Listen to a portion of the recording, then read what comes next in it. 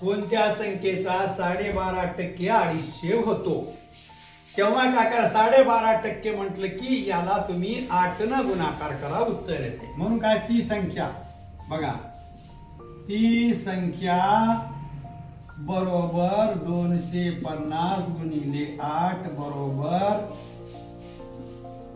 2000 2000चा 12.5% एवढा होतो 2000 लक्षात आलं। आता सोडवा कॉमेंट बॉक्स मध्ये उत्तर पाठवा खालील प्रश्नाचे। जर हा व्हिडिओ तुम्हाला आवडला असेल तर लाईक करा, सबस्क्राईब करा आणि त्यानंतर आयकॉनचं बटन दाबा आणि शेअर करा।